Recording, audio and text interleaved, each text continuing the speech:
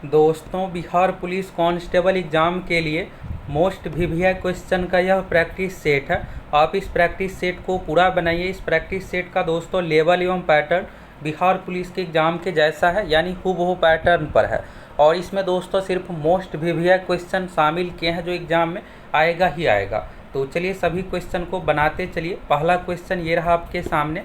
तो यहाँ पर क्वेश्चन है दोस्तों, 1 किलोग्राम राशि का वजन है। तो हल्का सा क्वेश्चन, इसका सही आंसर क्या होगा फटाफट आप सभी कमेंट कीजिए। 1 न्यूटन, 10 न्यूटन, 9 न्यूटन, 100 न्यूटन। अब देखिए एग्जाम में ऐसे ही हल्का क्वेश्चन आएगा और आप गलत बनाइएगा। रीज़न क्या होता है दोस्तों कि अगर आप इसका एक आंसर दिए हैं तो आपका आंसर गलत है। अब यहाँ पर जो आपसे पूछा गया वजन यानी वेट पूछा गया है, इसको जो आपको बनाना है सूत्र के अनुसार बनाना है। तो वजन यानी भार का जो सूत्र होता है W बराबर जो सूत्र होता है M गुना G। M यहाँ पर है द्रव्यमान, मास हो गया, और G हो गया गुरुत्वीय त्वरण। तो M का मान यहाँ पर 1 किलोग्राम दिया हुआ है, तो यहाँ पर 1 रखेंगे। और G का मान कितना होता है तो ये आपको याद रखना पड़ेगा। G का मान होता है 9.8 मीटर प्रति सेकेंड स्क्वायर। गुरुत्वीय त्वरण का मान भी एग्जाम में पूछा जाता है। बिहार पुलिस में पिछली बार पूछा गया है G का मान। तो ये इस तरह से आप देखिएगा तो इसका मान कितना आ गया 9.8 हो गया। और भार का ऐसा मात्रक होता है, बल एवं भार कैसा मात्रक होता है न्यूटन। तो 9.8 न्यूटन हो जाएगा। और इसके सबसे करीब जो ऑप्शन है 10 न्यूटन है। तो इस तरह से इसका आंसर होगा 10 न्यूटन। तो आपसे 10 किलोग्राम राशि का वजन भी पूछा जा सकता है, तो 1 के जगह पर बस 10 रख देंगे। तो इस तरह से आपको बनाना है। ये सूत्र आप याद रखिएगा। भार बराबर होता है द्रव्यमान गुने गुरुत्वीय त्वरण, यानी W बराबर हो गया M गुने G। हम आप लोगों को दोस्तों सभी क्वेश्चन को इसी तरह से डिटेल्स डिस्कशन के साथ बताने वाले हैं। तो आपको इस वीडियो को पूरा अच्छे तरीके से कंप्लीट कर लेना है। यहाँ से दोस्तों आपको एग्जाम में बहुत सारे क्वेश्चन एग्जाम में देखने को मिलेगा। अगला क्वेश्चन है, राष्ट्रीय गान जन गण मन के प्रणेता थे। तो देखिए राष्ट्रीय गान गीत से रिलेटेड हर बार एक क्वेश्चन एग्जाम में पूछा ही जाता है। और यहाँ से जितने भी फैक्ट है सभी फैक्ट आप लोगों को बताने वाले हैं। तो आपको होगा क्या दोस्तों कि साथ में रिवीजन भी हो जाएगा। तो हमेशा हम आप लोगों को डिटेल्स डिस्कशन के साथ बताते हैं। तो राष्ट्रीय गान जन गण मन के प्रणेता, ये तो नाम आपको याद है। और ये जो लिया गया है दोस्तों पहली बार जो पब्लिश्ड हुआ था तत्वबोधिनी पत्रिका में। तो पूछा जाता है कि पहली बार राष्ट्रगान कहाँ प्रकाशित हुआ था, तत्वबोधिनी पत्रिका में। और संविधान सभा द्वारा इसे जो अपनाया गया है पॉलिटिकल साइंस का मोस्ट वीवीआई क्वेश्चन है। 24 जनवरी 1950 को अपनाया गया है। राष्ट्रीय गीत है वंदे मातरम, राष्ट्रीय गान है जन गण मन। दोनों को जो अपनाया गया है 24 जनवरी 1950 को। ये डेट भी आपको याद रखना है। और राष्ट्रीय गान के जो रचयिता है रविंद्रनाथ टैगोर जी। तो ऑप्शन में यहाँ पर बंकिम चंद्र चटर्जी है। तो ये जो हो जाएगा गीत का हो जाएगा। राष्ट्रीय गीत क्या है, वंदे मातरम है। गीत गाने में 65 सेकेंड का समय लगता है। गान जो है जन गण मन गाने में 52 सेकेंड का समय लगता है। तो इसका आंसर क्या हो जाएगा, रविंद्रनाथ टैगोर। और यहाँ से जितने भी फैक्ट बताए हैं तत्वबोधिनी पत्रिका, इसके बाद 24 जनवरी 1950 को अपनाया गया है। गीत है बंकिम चंद्र, गीत के जो रचयिता है बंकिम चंद्र चट्टोपाध्याय। ये नाम भी आपको याद रखना है। अब अगला देखिए, सरल लोलक का दोलन काल निम्नलिखित में से किस पर निर्भर करता है। यहाँ से दोस्तों बिहार पुलिस में कम से कम 6 से 7 बार अलग अलग तरीके का क्वेश्चन पूछा गया है। तो सरल लोलक में देखिएगा तो दोलन काल यानी कि आवर्त काल, आवर्त काल को T से डिनोट करते हैं, टाइम पीरियड हो गया। इसका जो सूत्र होता है 2π√L/g। अब आप कहिएगा कि इस तरह का सूत्र भी याद रखना पड़ेगा। तो सूत्र याद रहेगा तो कोई भी क्वेश्चन पूछा जाएगा तो आप आसानी से बना लीजिएगा। और कोई ये लंबा सूत्र भी नहीं है, ये सूत्र आपको फिजिक्स का जरूर याद रखना है। और हम आप लोगों को ये नहीं है कि सिर्फ थ्योरी, न्यूमेरिकल भी आप लोगों को बताते चलते हैं, क्योंकि न्यूमेरिकल से रिलेटेड भी क्वेश्चन पूछा जाता है। शुरू वाला जो क्वेश्चन है भार से रिलेटेड था, तो देख लिया। तो यहाँ पर आप बताइए T यानी आवर्तकाल हो गया 2π। तो पाई तो यहाँ पर कांस्टेंट रहेगा यानी 22/7 मान है। अब इसका मान जो डिपेंड होगा दोस्तों L या L4 यानी लेंथ लंबाई, G गुरुत्वीय त्वरण। तो अगर L का मान बढ़ेगा तो आवर्तकाल बढ़ेगा। G का मान यहाँ पर दिखेगा तो यानी L और G पर डिपेंड करता है। तो इसमें से देखिए द्रव्यमान M कहीं पर आपको दिख रहा है, सूत्र में नहीं है। लंबाई L हो गया, आयाम भी नहीं है, ऊर्जा से संबंधित भी नहीं है। तो ये जो डिपेंड करेगा लंबाई L पर। तो इस तरह से आपको ये सूत्र याद रखना है। तो एग्जाम में पूछा जाता है कि अगर यहाँ पर लंबाई बढ़ेगा तो आवर्तकाल क्या होगा। तो यहाँ पर सीधा देखिएगा रिलेशन है इसका, समानुपाती है T के साथ, ऊपर में L है तो ये बढ़ेगा। तो इस तरह से पूछा जाता है। और सबसे मेन है दोस्तों ये पिछली बार BPSC PT एग्जाम में भी पूछा गया। 1 सेकेंडी लोलक का आवर्तकाल कितना होता है, तो 1 सेकेंड ही है, तो ये नहीं कि इसका 1 सेकेंड होगा, 2 सेकेंड होता है। ये आपको याद रखना, मोस्ट वीवीआई क्वेश्चन एग्जाम के लिए हो गया। एक और ज़रूरी सूचना दोस्तों आप लोगों के लिए, आप लोगों में से कुछ स्टूडेंट का ये रिक्वेस्ट रहता था, वैसे देखिएगा तो अभी कोर्स का जो फ़ी है बहुत कम कर दिए हैं, फिर भी रहता था कि कुछ और कम कर दिया जाए। तो आप लोगों की रिक्वेस्ट पर दोस्तों कोर्स का फ़ी कम कर दिए हैं, और अगर आप इसमें और भी छूट चाहते हैं तो आप हमें पर्सनली मैसेज कीजिए। मैसेज आपको कहाँ करना है, तो एप्लीकेशन में ही देखिएगा तो एक चैट सेक्शन है, सबसे नीचे में आपको इस तरह से देखिएगा कोर्स दिखेगा, फिर चैट बैच का सेक्शन सपोर्ट का इस तरह से, तो चैट सेक्शन में आप सभी मैसेज कीजिए। वैसे अगर आपको कोई भी प्रॉब्लम भी हो एप्लीकेशन पर तो चैट सेक्शन में आप मैसेज कर सकते हैं, इसमें स्क्रीनशॉट कोई भी प्रॉब्लम आप यहाँ पर सेंड कर सकते हैं, तो वहाँ पर मैसेज कीजिए, आपको कोर्स का फ़ी और कुछ कम कर देंगे। तो फटाफट आप सभी अगर कम प्राइस पर ज्वाइन करना चाहते हैं तो फटाफट मैसेज कीजिए अगले 1-2 दिनों में। ये नहीं है कि आप 10 दिन के बाद मैसेज कीजिएगा, अभी अगर आप कीजिएगा तो कुछ आपको फ़ी कम कर देंगे। अगला यहाँ पर देखिएगा, निम्नलिखित में से किसकी नियुक्ति राष्ट्रपति द्वारा नहीं की जाती है। ये भी दोस्तों यहाँ पर जो भी आपको फैक्ट बताने वाले हैं सभी इंपॉर्टेंट है। राष्ट्रपति द्वारा नहीं की जाती है पूछा जा रहा है, तो राष्ट्रपति द्वारा जो की जाती है चीफ जस्टिस यानी मुख्य न्यायाधीश। एक तो हो गया यहाँ पर हाईकोर्ट में भी देखिएगा तो मेन वाला जो हो गया चीफ जस्टिस, और हाईकोर्ट के जो भी जज है या फिर चीफ जस्टिस या सुप्रीम कोर्ट के जज, सभी की नियुक्ति जो है राष्ट्रपति द्वारा की जाती है। गवर्नर यानी कि राज्यपाल, तो राज्यपाल बनने के लिए मिनिमम एज का जो कंडीशन है 35 साल है। राज्यपाल, राष्ट्रपति, उपराष्ट्रपति बनने के लिए मिनिमम एज का कंडीशन 35 है, और राज्यपाल की भी नियुक्ति राष्ट्रपति द्वारा की जाती है। इसके बाद है चीफ जस्टिस और सुप्रीम कोर्ट के जज, तो ये भी आपको बताई है कि ये भी नियुक्ति की जाती है। लेकिन यहाँ पर दोस्तों वाइस प्रेसिडेंट यानी कि उपराष्ट्रपति, वाइस प्रेसिडेंट का देखिएगा तो नियुक्ति नहीं, चुनाव होता है। राष्ट्रपति और उपराष्ट्रपति का चुनाव होता है, तो राष्ट्रपति उपराष्ट्रपति से रिलेटेड चुनाव होगा, तो यहाँ पर ये राष्ट्रपति द्वारा नियुक्ति नहीं की जाती है। बाकी प्रधानमंत्री की नियुक्ति राष्ट्रपति द्वारा की जाती है। बहुमत दल के जो नेता होते हैं उसी को राष्ट्रपति द्वारा यहाँ पर नियुक्त किया जाता है, तो ये क्लियर रखिएगा। अगला है धरेश का सही संधि विच्छेद। अब इसका सही संधि विच्छेद क्या होगा, तीनों ऑप्शन में से ज़रूर बताइएगा, हल्का सा क्वेश्चन है। धरेश का पूछा गया है, तो नरेश का पूछा जाएगा तो नर जोड़ ईस होता है, धरेश का पूछा गया है, तो आपको लग रहा होगा कि यहाँ पर धर जोड़ ईस इस तरह से होगा, तो इसका जो सही आंसर होगा दोस्तों धरा वाला होगा। अब इन दोनों में से क्या होगा, तो आप लोगों को दोस्तों कई बार बताए हैं कि अगर ईश्वर वाला शब्द आए, ईस वाला आए, तो इसमें क्या होता है कि दीर्घी यानी कि बड़ा ई है, और अगर इंद्र वाला शब्द आए जहाँ भी, तो वहाँ पर क्या होगा कि छोटा ई का प्रयोग होता है। ये आप हमेशा याद रखिएगा। अब देखिए दोनों ऑप्शन में आपको लगेगा ये तो होगा, अब चूज कौन सा करेंगे, तो अगर आपको ये याद होगा, हम आप लोगों को कई बार प्रैक्टिस सेट पर हिंदी के वीडियो में भी बताए हैं कि ईश्वर में क्या होता है कि दीर्घी ई होता है, ये वाला ई, और इंद्र वाले में तो यहाँ पर इससे रिलेटेड है तो ये हो जाएगा।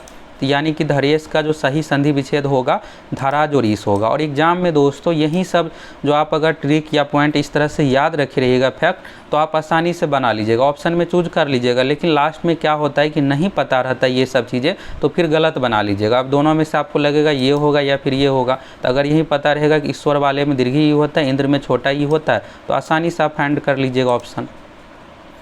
अगला है किसी कक्षा में लड़कियों की संख्या लड़कों के 5 गुनी है, तो निम्नलिखित में से कौन कक्षा के कुल बच्चों की संख्या नहीं होगी। छोटा सा क्वेश्चन है, आप लोग ज़रूर बनाइए इसका आंसर क्या होगा। अब यहाँ पर देखिए क्या है कि लड़कियों की संख्या लड़कों का, अगर लड़की यहाँ पर इस तरह से हो गया, गर्ल्स हो गया, बॉय हो गया, अगर लड़की 1 है तो लड़का यहाँ पर 5 है, इस तरह से रेशियो में हो गया। आप दोनों को जोड़िएगा, इस तरह से लीजिएगा तो कितना हो गया 6 हो गया, और टोटल स्टूडेंट कितना हो गया 6 यूनिट। तो ऐसे वाले क्वेश्चन में क्या करना है दोस्तों, यहाँ पर संख्या कहीं भी नहीं दिया हुआ है, तो ऑप्शन से आपको बनाना है, तो 6 से भाग दीजिए। अगर पूरा पूरा कट रहा है तो ये होगा, जो नहीं कटेगा तो ये आंसर नहीं होगा। 30 को 6 से भाग दीजिएगा 5 आएगा, 24 को 6 से भाग दीजिएगा 4 आएगा, 35 को 6 से भाग दीजिएगा तो नहीं कटेगा। लास्ट में 42 है, 42 को 6 से भाग दीजिएगा तो ये भी कट जाएगा।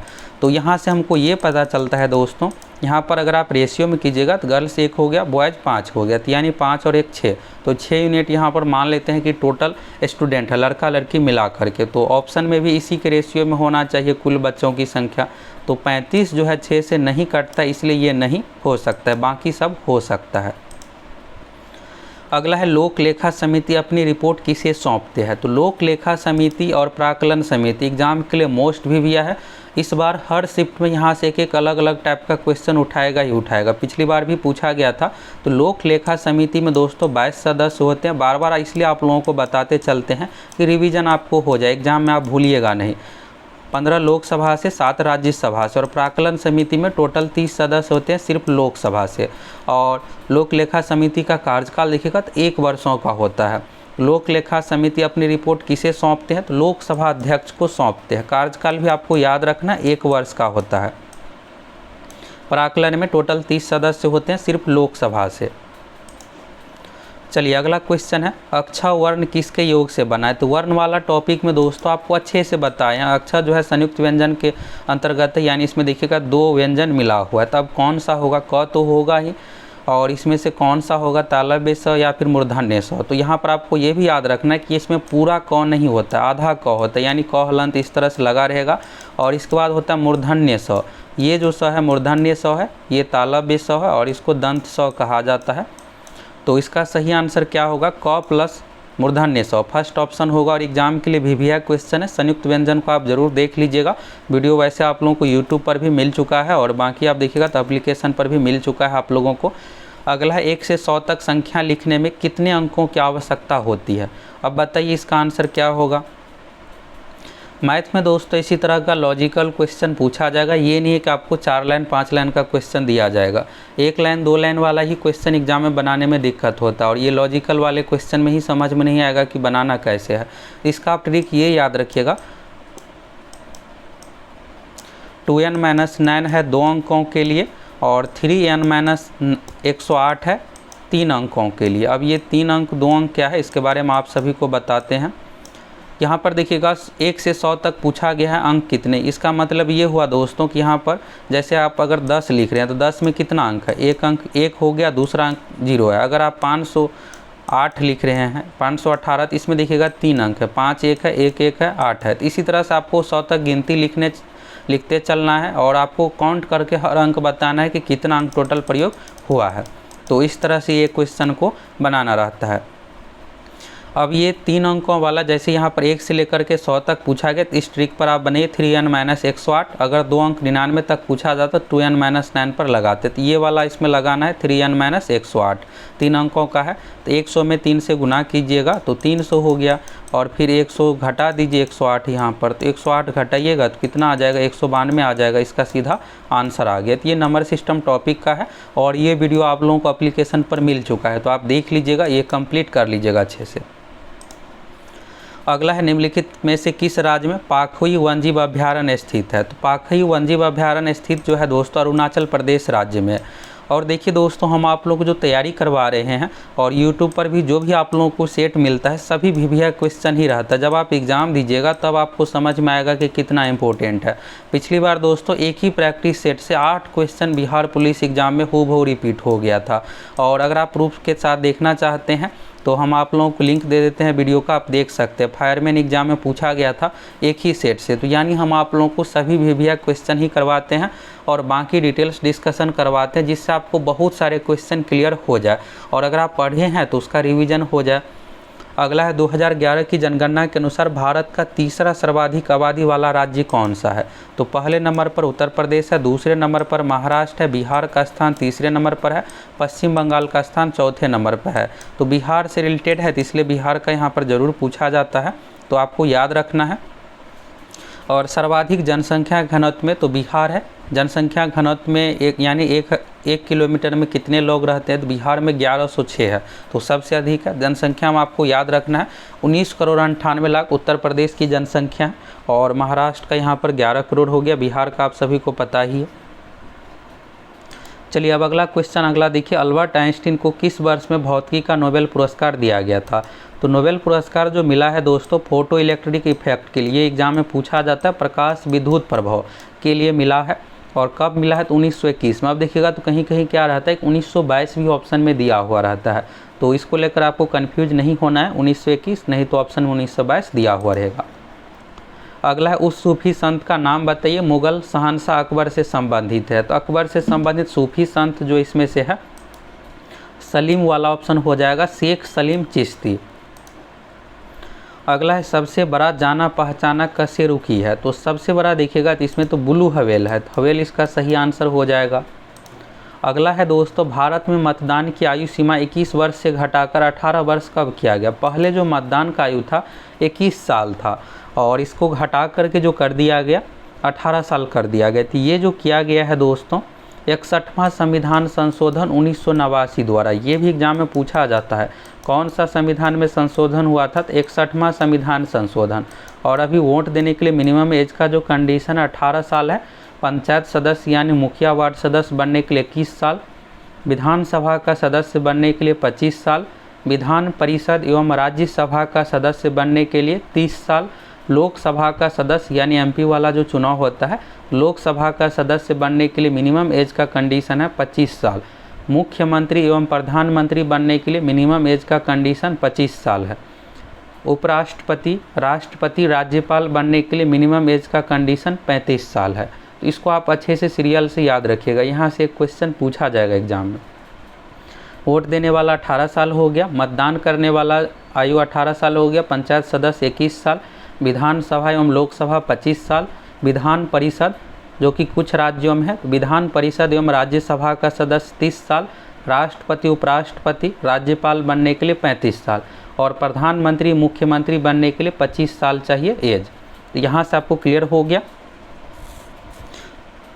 और इसमें जो पूछा गया है 21 वर्ष से घटा करके कब किया गया, तो 61वां संविधान संशोधन 1989 द्वारा, तो ये तो क्लियर हो गया। साथ ही दोस्तों आपको ये याद रखना है कि 25 जनवरी को राष्ट्रीय मतदाता दिवस मनाया जाता है। ये दरोगा पीटी में पूछा हुआ क्वेश्चन है, बिहार पुलिस में भी आया हुआ क्वेश्चन है और अनुच्छेद 326 में है वोट देने का अधिकार, ये भी एग्जाम में पूछा जाएगा। तो दोस्तों अगर आपका भी सपना है इस बार बिहार पुलिस में हर हाल में एक सीट आपका पक्का हो जाए यानी 100% सिलेक्शन हो जाए, तो देर किस बात की, हम आप लोगों को ऐसी तैयारी करवा रहे हैं दोस्तों कि कट ऑफ से आपको सोचने की रिजल्ट के लिए ज़रूरत ही ना पड़ेगा। कट ऑफ से 5-10 नंबर अधिक ही आएगा यानी हर हाल में आपका रिजल्ट हो जाएगा। तो जाइए फटाफट आप सभी एप्लीकेशन से जुड़ करके तैयारी में लग सकते हैं, जिसमें सबसे मेन आपके लिए जो रहने वाला है टॉप 1500 PDF। अगर आप बहुत तैयारी नहीं भी कर पाते हैं तो कम से कम इसको रट लीजिएगा, तो एग्ज़ाम के लिए आपका पार लग जाएगा। बाकी पिछली बार दरोगा में मेरा भी सिलेक्शन हुआ था, तो दरोगा वाला जो मेरा नोट्स है ये नोट्स भी आप लोगों को देने वाले हैं और प्रीवियस ईयर 1 लाइनर PDF देने वाले हैं आपको, जिससे आप रट सके, क्योंकि प्रीवियस ईयर से अच्छा खासा क्वेश्चन आएगा। खास करके दरोगा, Bihar SSC BPSC PT exam से अच्छा खासा क्वेश्चन बिहार पुलिस में रिपीट होगा। और बाकी जो भी सब्जेक्ट है सिलेबस अनुसार सभी विषय की तैयारी भी आप लोगों को उससे रिलेटेड भी वीडियो मिलेगा, Hindi, GK, math, science, English. तो फटाफट आप सभी जुड़ जाइए। कोर्स का प्राइस दोस्तों 500 रुपये से भी कम है, यानी आप सभी को परचेज करने में कोई भी दिक्कत नहीं होने वाला है। और बाकी अगर आप कुछ और कोर्स पर छूट चाहते हैं तो चैट सेक्शन में मैसेज कीजिए, हम आप लोगों को कुछ और भी छूट कर देंगे। बस आपकी तैयारी नहीं रुकना चाहिए। अगला है मुद्रास्फीति से लाभान्वित होता है, तो मुद्रास्फीति से लाभान्वित जो होता है ऋणी पेंशन इसका सही आंसर हो जाएगा। ये आया हुआ क्वेश्चन एग्जाम में। अगला है प्लानिंग एंड द पुअर पुस्तक के लेखक कौन है, तो प्लानिंग एंड द पुअर पुस्तक के जो लेखक है बगीचा सिंह मिन्हास, तो ऑप्शन देखिएगा यहाँ पर BS मिन्हास हो जाएगा। अगला है सूर्य से पृथ्वी की दूरी कितनी है, तो सूर्य से पृथ्वी की जो दूरी है दोस्तों 14 करोड़ 98 लाख या 96 लाख भी समझिए आप, यानी 15 करोड़ के लगभग में है। अब यहाँ पर ऑप्शन क्या है कि मिलियन में दे दिया गया है, तो आप सभी को पता होगा। देखिए के का मतलब होता है 1000 यानी 1000, तो 100 के मतलब होता है 1 लाख। तो आप यूट्यूब पर देखिएगा व्यू में भी इसी तरह से रहता है।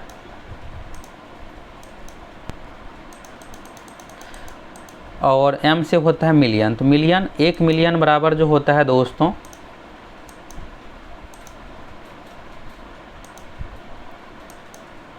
1 मिलियन बराबर जो होता है 10 लाख होता है।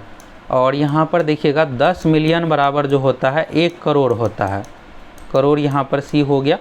तो यहाँ पर देखिएगा क्या पूछा जा रहा है, 14 करोड़ 98 लाख आपको बदलना है। तो यहाँ पर आप देखिए 1 करोड़ में क्या होता है 10 मिलियन होता है, तो 14 है तो 14 में 10 से गुना कर दीजिए यानी 140 हो गया, और फिर 0.98 में 10 से गुना कीजिएगा तो ये 9 आ गया। तो उस अनुसार आप देखिएगा तो ये ऑप्शन है 149 वाला है, 149 मिलियन है। और अगर आप मिलियन को करोड़ में बदलिएगा तो 10 से भाग दे दीजिए तो 14 के लगभग में आ जाएगा, तो यही आंसर होगा। बाकी ये सब देखिएगा बहुत ही कम वैल्यू दिया हुआ है। अगला है सेल्सियस में माप का तापक्रम 300 के बराबर होता है। तो 0 डिग्री सेल्सियस बराबर जो होता है दोस्तों 273 केल्विन। अब यहाँ पर पूछा जा रहा है आपसे किसका मान होगा, तो 27 डिग्री सेल्सियस का मान हो जाएगा। 273 में 27 जोड़िएगा तो 300 के बराबर आ जाएगा। तो देखिए बिहार पुलिस में सिर्फ आपको थ्योरी पढ़ने से काम नहीं चलने वाला, आपको टॉपिक भी और आपको इसी तरह से छोटा छोटा न्यूमेरिकल ये सब पूछा जाता है एग्जाम में। अब आपको 300 केल्विन को चेंज करने के लिए पूछ देगा तो फिर आप कहिएगा ये कहाँ से आ गया, कैसे इसको बनाएं, क्योंकि आप याद किए हैं 0 डिग्री सेल्सियस बराबर होता है 273 केल्विन और ये नहीं पता है तो फिर आप नहीं बना पाइएगा। 27 डिग्री सेल्सियस इसका सही आंसर हो गया। और अगर आप देखिएगा सेल्सियस वाला तो ये सूत्र होता है C/5 बराबर F-32/9। फ़ॉरेनहाइट में पूछे तो ये सूत्र का आप यूज कर लीजिएगा, इसको आप स्क्रीनशॉट ले लीजिए। C/5 C यहाँ पर सेल्सियस है, F फ़ॉरेनहाइट हो गया, F-32/9। अब बनाना कैसे है तो ये अलग है। केल्विन अगर आपसे ऐसे पूछेगा 27 डिग्री सेल्सियस का मान फ़ॉरेनहाइट में क्या होगा, तो C के जगह पर 27 रख दीजिए, बटा में 5 हो गया, F का मान कैलकुलेशन करने पे आ जाएगा। अगर फ़ॉरेनहाइट में दिया हुआ है, अगर 100 डिग्री फ़ॉरेनहाइट है उसको सेल्सियस में बदलना है तो F के जगह पर 100 रख दीजिए, C का मान आ जाएगा। तो ये आपको याद रखना है C/5 बराबर F-32/9।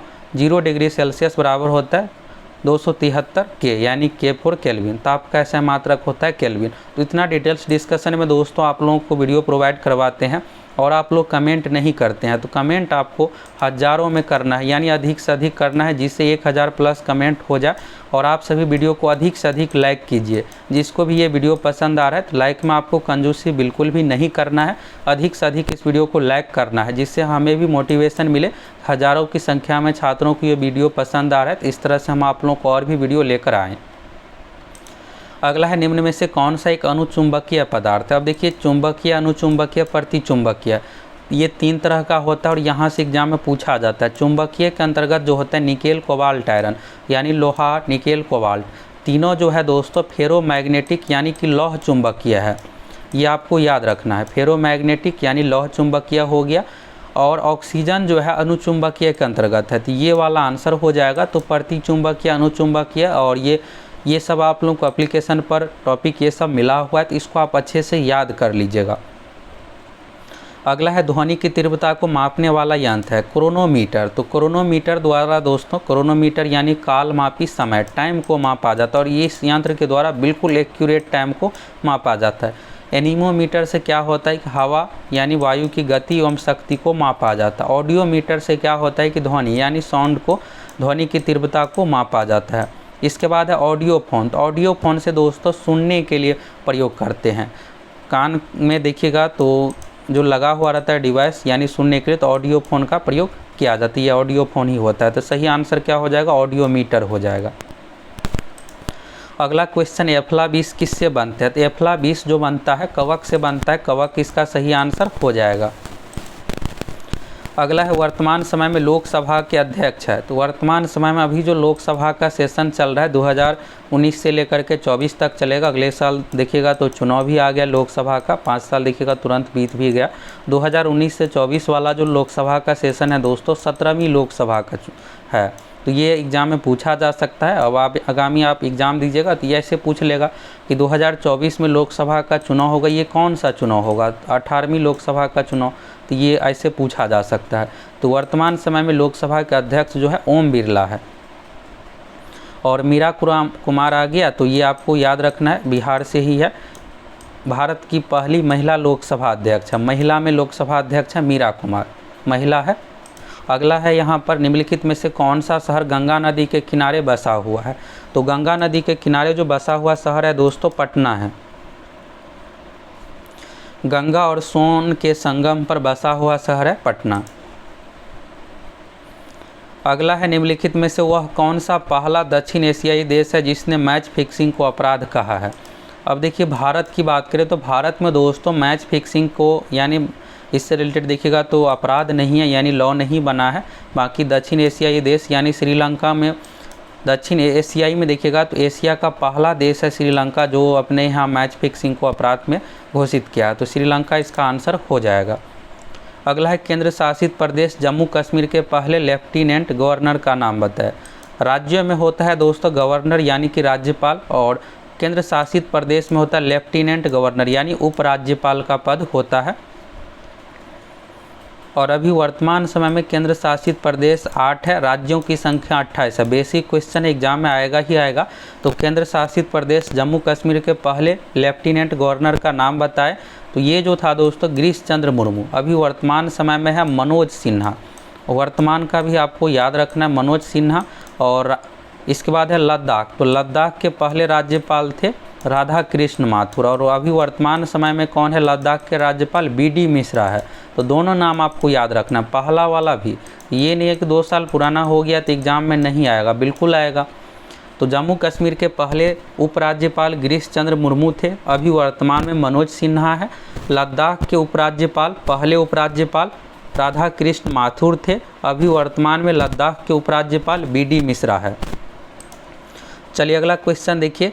एलिसा हेली जिसने महिला T20 अंतर्राष्ट्रीय मैचों में सर्वाधिक रन बनाकर विश्व रिकॉर्ड बनाया, किस देश की है? तो एलिसा हेली जो है दोस्तों ऑस्ट्रेलिया देश की है, क्रिकेटर है। ये भी पूछा जा सकता है कि किससे संबंधित है, तो क्रिकेट से। अगला है भारतीय संविधान का कौन सा अनुच्छेद धर्म, जाति, लिंग और के आधार पर भेदभाव पर रोक लगाता है? तो ये जो रोक लगाता है दोस्तों, अब देखिए अनुच्छेद 15, 16, 17 ये सब एग्जाम में पूछा जाता है। तो अनुच्छेद 15 जो यहाँ पर धर्म, जाति, लिंग के आधार पर किसी के साथ भेदभाव ना हो। अनुच्छेद 16 में क्या है? अवसर की समानता, यानी कोई भी राज्य सरकारी नौकरी में ये सब चीज़ों पर रोक ना लगा सके, यानी अवसर की यहाँ पर समानता हो गया, जॉब से संबंधित हो गया। इसके बाद है दोस्तों अनुच्छेद 17। अनुच्छेद 17 में है छुआछूत यानी कि अस्पृश्यता कांड। तो ये भी आपको याद रखना है, कई बार पूछा जाता है। अस्पृश्यता मतलब होता है छुआछूत, भेदभाव किसी के साथ ना हो। इसके बाद है अनुच्छेद 19। तो अनुच्छेद 19 जो है बोलने की स्वतंत्रता, यानी आपकी आवाज़ को कोई दबा नहीं सकता है। तो अनुच्छेद 19 जो है बोलने की स्वतंत्रता से संबंधित है, तो आप सभी को याद रखिएगा। अगला है 1942 में महात्मा गांधी द्वारा भारत छोड़ो आंदोलन निम्नलिखित में से किस स्थान पर आरंभ किया गया था? पिछली बार दोस्तों 2020 एग्जाम में ये पूछा गया था कि भारत छोड़ो आंदोलन कब हुआ था, यानी शुरुआत तो 8 अगस्त 1942 को। और ये कहाँ से शुरू हुआ था? तो गांधी जी के द्वारा दिखेगा तो अगस्त क्रांति मैदान। अगस्त क्रांति मैदान कहाँ है? तो मुंबई में है। ये भी एग्जाम में पूछा जा सकता है कि अगस्त क्रांति मैदान कहाँ है? तो मुंबई में है। तो यहाँ से घोषणा किया गया था और भारत छोड़ो आंदोलन के दौरान ही करो या मरो का नारा दिया गया था। अगला है वर्तमान समय में बिहार के राज्यपाल है। तो वर्तमान समय में बिहार का राज्यपाल, तो बिहार से रिलेटेड है दोस्तों, तो जरूरी एग्जाम में आएगा। बिहार के राज्यपाल मुख्यमंत्री, तो आप सभी को CM का नाम पता है, नीतीश कुमार है। और राजेंद्र अरलेकर जो है वर्तमान समय में राज्यपाल है। तो इनमें से कोई नहीं हो जाएगा, आपको नाम याद रखना है। पहले जो थे फागू चौहान थे, अभी चेंज हो गया। तो राजेंद्र अरलेकर वर्तमान समय में बिहार के राज्यपाल है। अगला है निम्नलिखित में से किसे एप्सम साल्ट के नाम से जाना जाता है? तो एप्सम साल्ट जो कहा जाता है मैग्नीशियम सल्फेट को। मैग्नीशियम सल्फेट का जो सूत्र होता है दोस्तों MgSO4 × 7H2O। ये सूत्र भी एग्जाम में पूछा जाता है। मैग्नीशियम सल्फेट यानी एप्सम लवण का सूत्र क्या है? तो MgSO4 7H2O। लवण यानी कि साल्ट हो गया, एप्सम साल्ट यानी लवण से संबंधित है। अगला है उत्पादन के साधनों का निजी स्वामित्व अर्थव्यवस्था की एक विशेषता है। निजी स्वामित्व यानी प्राइवेट क्षेत्र का यहाँ पर अधिकार हो। तो ये जो होता है दोस्तों पूंजीवादी में, और समाजवादी में क्या होता है? गवर्नमेंट का इस पर अधिकार होता है। और भारत में जो है दोस्तों मिश्रित अर्थव्यवस्था, ये इंडिया में है, जिसमें निजी और सरकारी यानी गवर्नमेंट प्राइवेट दोनों क्षेत्र की भागीदारी है। तो पूंजीवादी इसका सही आंसर हो जाएगा। समाजवादी में क्या होता है कि सरकार का यानी गवर्नमेंट का अधिकार होता है। अगला है 11 दिनों तक चलने वाला प्रसिद्ध धनु यात्रा जो विश्व का सबसे बड़ा खुला रंगमंच माना जाता है, किस राज्य में मनाया जाता है? धनु यात्रा जो संबंधित है दोस्तों कंस एवं कृष्ण भगवान से संबंधित है। तो ये जो संबंधित है उड़ीसा राज्य से, और उड़ीसा में जो बनाया जाता है बरगढ़ जिला में, बरगढ़ जिला। अगला है निम्नलिखित में से किस वर्ष को भारत के जनसांख्यिकी इतिहास में बृहद विभाजन का वर्ष कहा जाता है?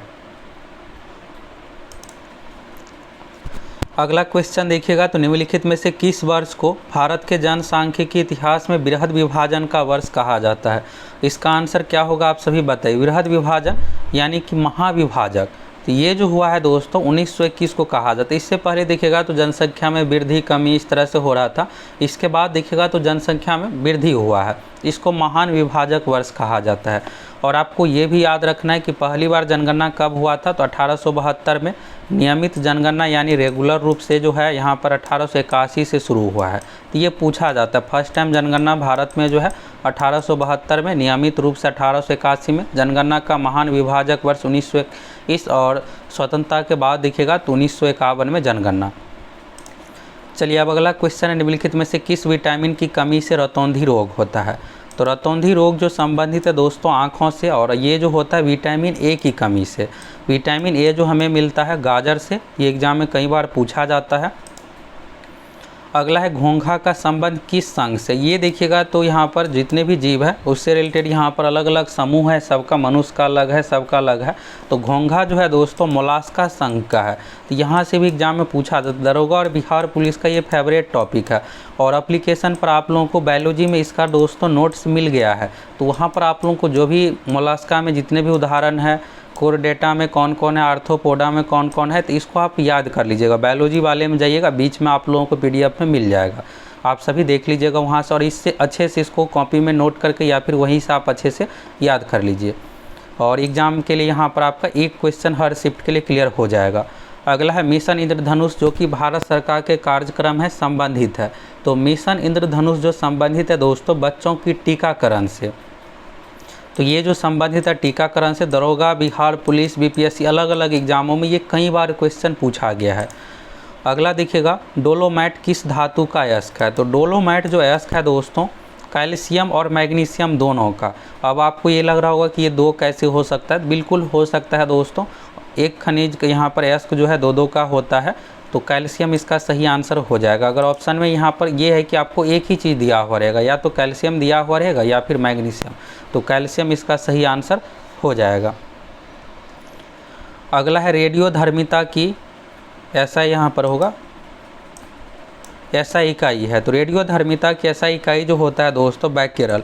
और रेडियोधर्मिता यानी रेडियो एक्टिविटी की खोज हेनरी बैक्यूरेल ने किया था, तो ऐसा इकाई में हो जाएगा बैक्यूरेल।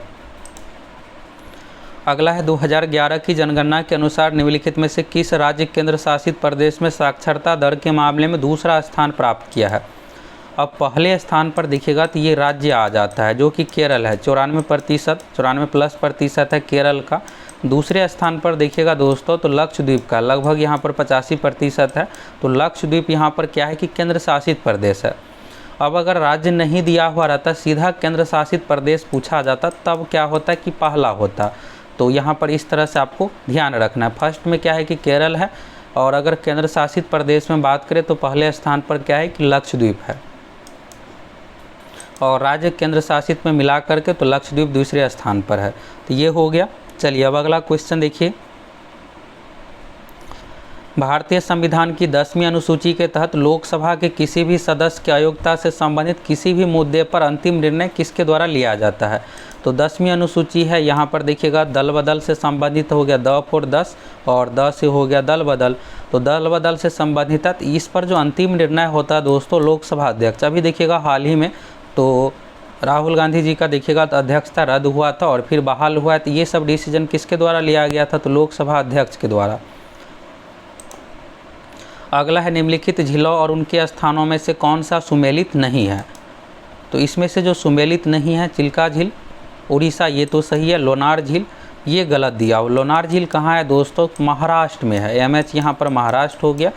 और लोकटक झील मणिपुर, रूपकुंड झील उत्तराखंड, ये भी सही है। तो यानी इसमें से जो गलत है लोनार महाराष्ट्र वाला गलत है। लोनार झील कहाँ है? तो महाराष्ट्र में है। अगला है नेताजी सुभाष राष्ट्रीय क्रीड़ा। अब ये आप समझ रहे होंगे ये कीड़ा मकोड़ा है, तो क्रीड़ा है दोस्तों। क्रीड़ा का जो अर्थ होता है खेल कूद। तो नेताजी सुभाष राष्ट्रीय खेल संस्थान जो स्थित है पटियाला में। पटियाला कहाँ है? तो यहाँ पर पंजाब से रिलेटेड हो जाएगा। और एशिया का सबसे बड़ा खेल संस्थान है, ये भी ध्यान रखना है आपको। अगला है फलों के अध्ययन को क्या कहा जाता है? फलों के अध्ययन पहला ऑप्शन है ऑस्टियोलॉजी। तो ऑस्टियोलॉजी जो है दोस्तों हड्डी से संबंधित है। सिस्मोलॉजी जो है भूकंप विज्ञान यानी भूकंप से संबंधित हो गया। पोमोलॉजी में फलों का अध्ययन किया जाता है। और एंथोलॉजी में क्या होता है कि फूलों का अध्ययन होता है। एंथोलॉजी में फूलों का अध्ययन, पोमोलॉजी में फलों का अध्ययन। अगला है कनिष्क की राजधानी थी। तो कनिष्क जो था दोस्तों कुषाण वंश का राजा, यानी कुषाण वंश का संस्थापक था कनिष्क। और कनिष्क की राजधानी जो था पुरुषपुर, अभी वर्तमान में इसका नाम है पेशावर। पेशावर अभी वर्तमान में पाकिस्तान में है। पुरुषपुर हो जाएगा कनिष्क की राजधानी। कुषाण वंश का संस्थापक कनिष्क। अगला है निम्नलिखित में से कौन सा शब्द तत्सम है। तो ये दोस्तों आपको कई बार बताए हैं अच्छे तरीके से। तत्सम जो होता है संस्कृत का शब्द होता है। तद्भव होता है हिंदी से रिलेटेड शब्द, यानी उसी से अर्थ, जैसे अग्नि हो गया तो अग्नि संस्कृत का शब्द है और आग क्या है, हिंदी से रिलेटेड शब्द है। तो यहाँ पर आग क्या हो जाता है, तद्भव हो जाता है। तो इसको आप आसानी से ढूंढ लीजिएगा और इसका वीडियो भी आप लोगों को एप्लीकेशन पर मिला हुआ है, तो आप टॉपिक कंप्लीट कर लीजिएगा। ये नहीं है कि वीडियो मिल गया है देख लेंगे एग्जाम तक, ऐसा नहीं करना। आपको सभी टॉपिक पहले से कंप्लीट करके तैयार करके रहना है। तो इसमें से तत्सम जो है देखिएगा खेत, कोर्ट, अजीब। कोर्ट जो है इंग्लिश का शब्द है, ये विदेशज शब्द के अंतर्गत कोर्ट हो गया, हॉस्पिटल हो गया, डॉक्टर, यानी जो इंग्लिश से संबंधित शब्द है। भारत से रिलेटेड तो है नहीं, हिंदी से रिलेटेड है नहीं, तो ये विदेशज शब्द हो गया। एक देशज भी होता है। इसके बाद तत्सम हो गया तद्भव। तत्सम जनरली संस्कृत से रिलेटेड शब्द होता है, तो इसमें से उद्गम हो जाएगा। तो उद्गम देखने से ही आपको लग रहा है यहाँ पर कि संस्कृत से रिलेटेड है, तो उद्गम इसमें से तत्सम है। अगला है अनिल का पर्यायवाची शब्द है। तो अनिल का जो पर्यायवाची शब्द होता है दोस्तों, अनिल का अर्थ होता है हवा। दो चीज़ होता है, एक होता है अनिल, एक होता है अनल। अनल का अर्थ होता है आग, तो ये भी आपको याद रखना है। अनल मतलब होता है आग और अनिल का अर्थ होता है हवा। तो अब आप आसानी से फाइंड कर लीजिएगा। पवन हो जाएगा यहाँ पर। साथ ही अनिल का जो पर्यायवाची शब्द है ये भी आपको याद रखना है। पवन हो गया, वायु हो गया, समीर, मारुत, वात। और वात भी होता है, कई बार पूछा जाता है। वात हो गया और इसी से देखिएगा मिलके बना है निर्वात। निर्वात यानी जहाँ हवा ना हो, यानी खाली स्थान हो गया। और वात मतलब होता है हवा। तो अनिल का पर्यायवाची शब्द जो है पवन है, अनल का होता है आग। अगला यहाँ पर रीजनिंग का क्वेश्चन है, यदि Z बराबर 52 ACT बराबर 48 हो तो बैट बराबर होगा। इसका आंसर आप बताइए 48 नंबर का क्या होगा। रीजनिंग वाले क्वेश्चन का सही आंसर ये आपको वीडियो को रोक करके पहले खुद से ट्राई करना और बनाना है, तो आप सभी बनाइए। साथ ही दोस्तों देखिए हम आप लोग कितने डिटेल्स डिस्कशन के साथ इतने अच्छे लेवल का क्वेश्चन लेकर के आते हैं जो एग्जाम में आए। तो आप सभी वीडियो को अधिक से अधिक लाइक कीजिए। पहली बार चैनल पर आए हैं फटाफट सब्सक्राइब करना है और आपको अधिक से अधिक कमेंट भी करना है, आपको कैसा लगा वीडियो। तो यहाँ पर देखिएगा Z बराबर क्या है कि 52 है। तो इंग्लिश अल्फ़ाबेट में सीरियल नंबर आपको अच्छे से याद रख लेना है। Z का मान क्या होता है 26 होता है, लेकिन है कितना 52 है। देखने से ही लग रहा है क्या किया गया है, 2 गुना किया गया है। फिर यहाँ पर देखिएगा ACT, तो ACT का A का मान होता है 1, C का मान होता है 3, ये सीरियल नंबर में है। T का मान होता है 20। तो इस तरह से कीजिएगा तो 20 3 23 प्लस 1 24 हो गया। तो यानी यहाँ भी क्या हुआ है दोस्तों कि दुगुना हुआ है, तो बैट को भी दुगुना कर देंगे। तो बैट का मान कितना होगा, बैट का होता है 2, A का मान होता है 1। A यानी पहले नंबर पर है, B दूसरे नंबर पर। इस तरह से अल्फ़ाबेट में सीरियल नंबर लेते हैं। अगर आपको एग्जाम में ना याद रहे तो ABCD लिख लीजिएगा, सीरियल नंबर देख लीजिएगा, नहीं तो हाथ पे भी अच्छे तरीके से गिन सकते हैं। तो T जो है दोस्तों 20वें नंबर पर है, तो 20 प्लस 1 21 और 2 23, तो 23 हो गया। अब इसको भी डबल कर देना है, तो 23 में 2 से गुना कीजिएगा तो 46। इस अनुसार जो हो जाएगा बैट का मान 46 हो जाएगा। तो यहाँ से क्लियर हो गया आपको, इसका सही आंसर क्या होगा 46 होगा। अब चलिए कुछ ही क्वेश्चन बचा हुआ है। अगला है निम्नलिखित में से कौन सा देश बंदरगाह विहीन देश है। बंदरगाह यानी पोर्ट ना हो, तो बंदरगाह के लिए क्या है दोस्तों, चाहिए क्या, समुद्र चाहिए। अब इसका मतलब है कि वहाँ पर समुद्र ना हो। देखिए देश 2 तरह का होता है, एक होता है लैंड लॉक्ड देश, यानी कि जो चारों साइड से भूमि से ही लगा हो। जैसे बिहार की बात करें तो बिहार से देखिएगा समुद्र नहीं लगा हुआ है, यानी बिहार भी लैंड लॉक्ड स्टेट है। तो लैंड लॉक्ड यानी देखिएगा लैंड लॉक यानी कि जो स्थल अवरुद्ध देश है, जो जिसके चारों साइड स्थल ही हो, यानी कि समुद्र ना हो। इसमें से मंगोलिया है, और मंगोलिया में बंदरगाह नहीं है, बंदरगाह के लिए समुद्र चाहिए। और इस तरह से कुल मिलाकर जो है दोस्तों स्थल अवरुद्ध देश 47 ऐसे देश है जिसके पास समुद्र से सीमा नहीं लगा हुआ है। और इसमें सबसे बड़ा जो देश है कजाकिस्तान है। एग्जाम में पूछा जाएगा, कजाकिस्तान का नाम आपको याद रखना है। BPSC में दरोगा में आ गया है क्वेश्चन। कजाकिस्तान जो है सबसे बड़ा स्थलावृत देश है। तो मंगोलिया इसका सही आंसर हो जाएगा। अब अगला क्वेश्चन यहाँ पर, एक मनुष्य 1 मीटर से कम दूरी की वस्तु को स्पष्ट देख नहीं सकता, वह व्यक्ति किस दोष से पीड़ित है। अब आप कहिएगा ये क्या क्वेश्चन आ गया। तो एग्जाम में भी दोस्तों ऐसे ही क्वेश्चन आपको देखने को मिलेगा। ज़रूरी नहीं है कि जो आप याद किए वही आएगा हूबहू। यहाँ पर देखिए डिस्टेंस दिया हुआ है, यहाँ पर 1 किलोमीटर नहीं है, ये मीटर है। अब 1 मीटर कितना होता है, लगभग 2.5-3 हाथ दूरी हुआ, तो यानी थोड़ा ही दूर। तो जहाँ पर आप आसानी से देख सकते हैं, तो इसका मतलब है दोस्तों कि इसको क्या है कि निकट की चीज़ें नहीं दिखाई पड़ रहा है। ये क्लियर हो गया। अब निकट की चीज़ें किस में दिखाई नहीं पड़ता है, तो इसमें क्या होता है, उल्टा होता है। निकट दृष्टि दोष में आपको क्या होगा दोस्तों, निकट दृष्टि दोष में क्या होता है कि निकट का चीज़ दिखाई पड़ेगा, दूर का नहीं दिखाई पड़ेगा। और दूर दृष्टि दोष में क्या होता है कि दूर का चीज़ दिखाई पड़ता है, निकट का नहीं दिखाई पड़ता है। इसमें कहा जा रहा है कि दूर की वस्तु स्पष्ट नहीं देख सकता, यानी कि इसको क्या हो रहा है कि निकट का चीज़ दिखाई नहीं पड़ रहा है। तो निकट का चीज़ किस में दिखाई नहीं पड़ता है, दूर दृष्टि दोष में। इसमें नाम से ऐसे ही याद रखना है कि जिसमें जो नाम रहे वही दिखाई पड़ता है। दूर दृष्टि दोष में दूर का आपको दिखाई पड़ेगा, निकट दृष्टि दोष में निकट का दिखाई पड़ेगा, दूर दृष्टि दोष में दूर का दिखाई पड़ रहा है, यानी कि निकट का नहीं दिखाई पड़ रहा है। तो ये जो हो जाएगा सही आंसर दूर दृष्टि दोष। दूर दृष्टि दोष को इंग्लिश में हाइपरमेट्रोपिया कहते हैं, निकट दृष्टि दोष को मायोपिया कहते हैं। निकट दृष्टि दोष के उपचार के लिए अवतल लेंस का प्रयोग करते हैं, दूर दृष्टि दोष में उत्तल लेंस का प्रयोग करते हैं। तो अच्छे से याद रखिएगा, दूर दृष्टि दोष में क्या होता है कि हमें दूर का चीज़ दिखाई पड़ता है, निकट का नहीं पड़ता है। तो क्वेश्चन में यही है, 1 मीटर से कम दूरी यानी निकट का चीज़ नहीं दिखाई पड़ रहा है, तो दूर दृष्टि दोष इसका आंसर हो जाएगा। और दोस्तों आप सभी अधिक से अधिक कमेंट जरूर कीजिए, आप लोगों को ये वीडियो कैसा लगा। डिटेल्स डिस्कशन इसी तरह का आप चाहते हैं या फिर शॉर्ट डिस्कशन, देखिए आपको बेनिफिट जो होने वाला है डिटेल्स डिस्कशन में। अब इस क्वेश्चन का आप आंसर ही जान के क्या करते, एग्ज़ाम के लिए आपको समझना ज़रूरी है। 1 मीटर के जगह पर अगर आपको 100 मीटर दिया हुआ रहता तो फिर आप कहते ये क्या होगा, तो क्वेश्चन के अनुसार आंसर बदल जाता है। तो डिटेल्स डिस्कशन में आपको जो भी चीज़ आप पढ़ें उसका रिवीजन भी अच्छे तरीके से हो जाता है। तो आप सभी डिटेल्स डिस्कशन चाहते हैं या फिर शॉर्ट डिस्कशन, अधिक से अधिक कमेंट करके ज़रूर बताइए वीडियो कैसा लगा। अगर आप सभी पहली बार चैनल पर आए हैं तो फटाफट चैनल को सब्सक्राइब कीजिए, जुड़ जाइए।